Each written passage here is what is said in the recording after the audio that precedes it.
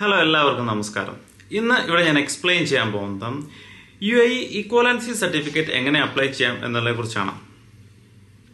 UAE equivalency certificate എന്ന് പറഞ്ഞു കഴിഞ്ഞാൽ ministry of education United Arab Emirates issue ചെയ്യുന്ന സർട്ടിഫിക്കറ്റ് ആണ് ഇക്വലൻസി സർട്ടിഫിക്കറ്റ്.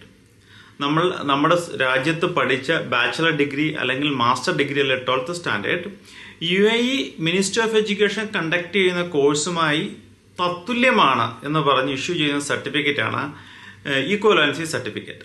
നമ്മൾ ഇക്വലൻസി സർട്ടിഫിക്കറ്റിന്റെ വെരിഫിക്കേഷൻ പ്രോസസ് ആപ്ലിക്കേഷൻ സ്റ്റാർട്ട് ചെയ്യുന്നതിന് മുമ്പ് നമ്മുടെ ഡോക്യുമെന്റ് നമ്മളൊന്ന് പരിശോധന നടത്തണം.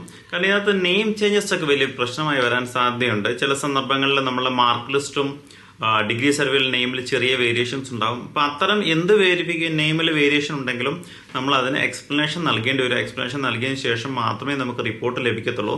അതേപോലെ നോർമലായി നമ്മൾ ഇക്വലൻസിക്ക് സബ്മിറ്റ് ചെയ്യാൻ നമ്മുടെ ഡിഗ്രി സർട്ടിഫിക്കറ്റ് അല്ലെങ്കിൽ മാസ്റ്റർ ഡിഗ്രി ഏതാണോ വെരിഫിക്കേഷൻ 12th ഡിഗ്രി ആണെങ്കിൽ മാർക്ക് ലിസ്റ്റ്, അതോടൊപ്പം ചില കാറ്റഗറിക്ക് ട്രാൻസ്ക്രിപ്റ്റ് സർട്ടിഫിക്കറ്റ്, ഇത്രയും ഡോക്യുമെന്റ് ആണ് നമ്മൾ ഈ വെരിഫിക്കേഷൻ വേണ്ടി നൽകേണ്ടി വരിക.